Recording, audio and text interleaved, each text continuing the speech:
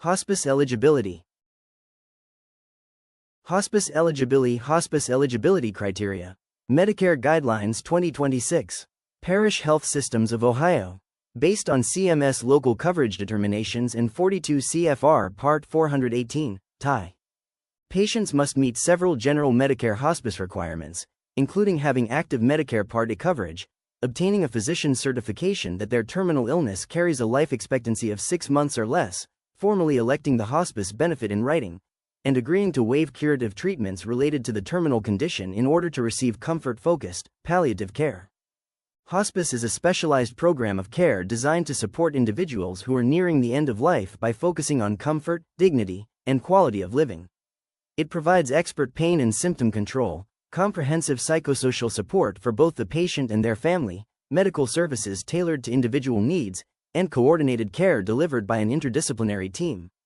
Hospice programs rely on specially trained end-of-life professionals who work together to ensure compassionate, holistic support during this final stage of life. A general, non-specific terminal illness applies when a patient's overall decline cannot be attributed to a single disease process but still reflects a terminal trajectory.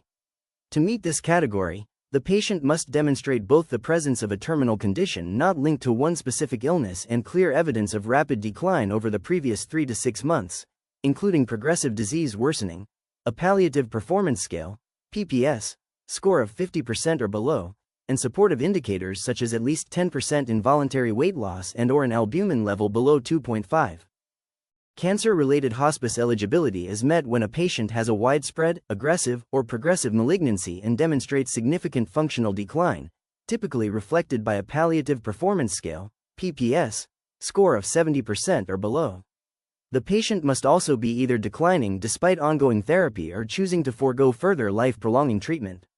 Additional supportive indicators that strengthen eligibility include hypercalcemia greater than 12, cancer-related cachexia, recurrent or metastatic disease, malignant effusions, or ongoing transfusion requirements.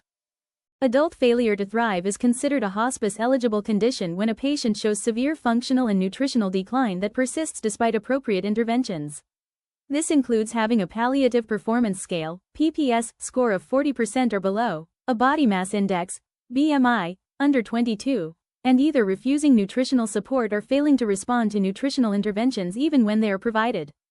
Dementia-related hospice eligibility is met when a patient has reached FAST stage 7C or beyond, indicating severe cognitive and functional impairment, and has experienced at least one significant complication within the past 12 months. These complications may include aspiration pneumonia, pyelonephritis, septicemia, stage 3 to 4 pressure ulcers, recurrent fevers, a major comorbidity contributing to decline, or evidence of poor nutritional status such as unintentional weight loss of 10% or more or an albumin level below 2.5. Heart disease-related hospice eligibility is established when a patient has congestive heart failure with NYHA Class 4 symptoms and meets one of two additional criteria. Either the condition persists despite optimal medical management with treatments such as diuretics, ACE inhibitors, or vasodilators, or the patient experiences angina at rest that does not respond to nitrates. Eligibility is further supported by clinical indicators such as an ejection fraction of 20% or less, significant dysrhythmias, episodes of syncope, or a history of cardiac resuscitation.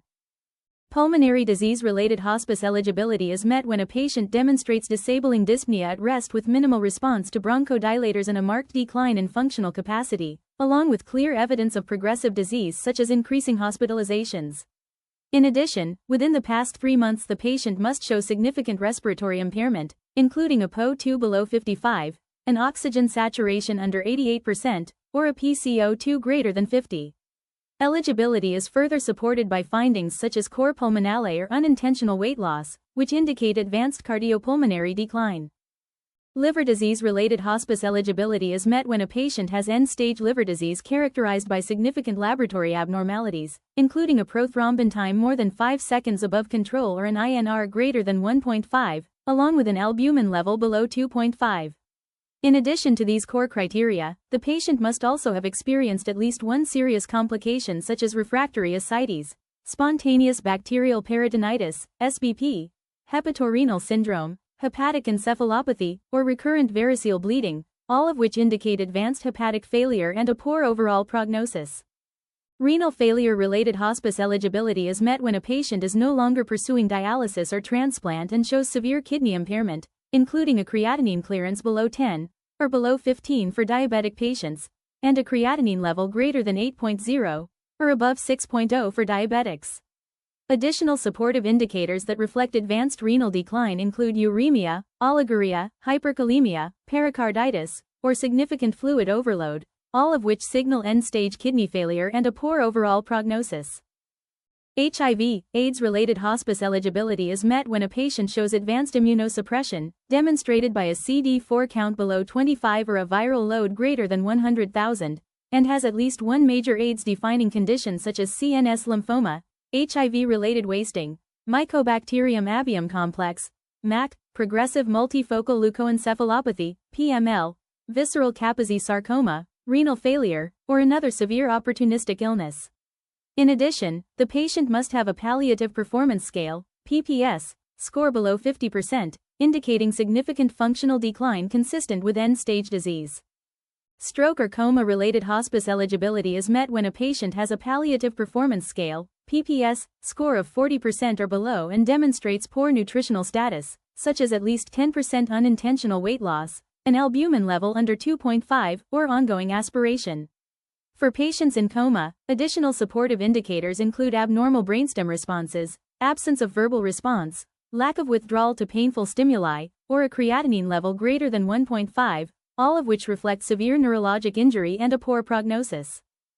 Neurologic disease-related hospice eligibility is met when a patient shows either critically impaired breathing, such as a vital capacity below 30%, dyspnea or oxygen use at rest, or a decision to decline ventilatory support, or demonstrates rapid disease progression accompanied by severe nutritional impairment. Eligibility may also be met when rapid neurologic decline is paired with life-threatening complications, including aspiration pneumonia, sepsis, recurrent fevers, or stage 3 to 4 pressure ulcers, all of which indicate advanced disease such as ALS, Parkinson's, multiple sclerosis, muscular dystrophy, or myasthenia gravis. It's essential to remember that while guidelines help support eligibility decisions, they do not replace the physician's certification of a terminal prognosis. Patients may still qualify for hospice when there is clear, well-documented decline, even if they do not meet every guideline perfectly. Tools such as PPS and FAST remain critical for demonstrating functional and cognitive deterioration, and all eligibility criteria must be documented clearly to create a defensible, clinically accurate record. Hospice eligibility under the 2026 Medicare guidelines centers on identifying patients whose illnesses have progressed to a terminal stage where life expectancy is 6 months or less, emphasizing functional decline, symptom burden, and the limits of curative treatment. Across all diagnoses, whether cancer, dementia, heart or lung disease, liver or renal failure, HIV, AIDS, stroke, neurologic conditions, or general decline, the consistent themes include worsening clinical indicators, reduced performance status, often PPS is less than or equal to 50%, nutritional compromise, recurrent infections or complications, and the patient's decision to forego aggressive interventions. While disease-specific criteria provide structure, CMS reinforces that no checklist replaces clinical judgment. Patients may still qualify when documentation clearly demonstrates rapid decline and poor prognosis. Ultimately, hospice exists to shift the focus from cure to comfort, ensuring patients and families receive comprehensive, compassionate support at the end of life.